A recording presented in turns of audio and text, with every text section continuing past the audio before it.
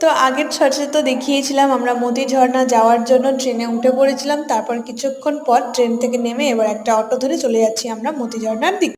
তারপর অটোতে করে কিছুক্ষণ যাওয়ার পর আবারও নেমে আবারও পায়ে হেঁটে আমাদের পাহাড়ে উঠতে হবে শিবগাদ্দির মতো। কিন্তু আমার শিবগাদ্দিতে যাওয়ার সময় বা পাহাড়ে ওঠার সময় যতটা কষ্ট হয়েছিল, মতি ঝর্ণাতে ওঠার সময় ততটা কিন্তু আমার খুব একটা কষ্ট হয়নি। তার কারণ আমরা শিবগাদ্দি থেকে বেরিয়ে সবাই ভাত খেয়েছিলাম, যার জন্য একটু হলেও শক্তিটা আমাদের বেড়ে গিয়েছিল। তারপর চারিদিকে তো পাহাড় আর পাহাড়, আর এদিক ওদিক আমি তাকিয়ে দেখার পর একটা চিতাবাঘ আমার চোখে পড়লো। এই যে চারিদিকে সবুজের মাঝখানে চিতাবাঘটাকে কি সুন্দরী না লাগছে। তো ফাইনালি আমরা সবাই চলে এসেছি মতির ঝর্ণা, যেখানে ঝমঝম করে ঝর্ণা থেকে জল পড়ছে আর সেই জলে সবাই স্নান করছে। আর দেখো কত মানুষের ভিড়। আমারও খুব স্নান করার ইচ্ছে করছিল, কিন্তু আমি যেহেতু জামা কাপড় নিয়ে যাইনি সেই জন্য আর স্নান করা আমার হয়। তারপর মুড়ি টুড়ি খেয়ে নিয়ে আমরা চলে যাচ্ছি বাড়ির দিকে, আমাদের ট্রেন চলে এসেছে। ব্লগগুলো কেমন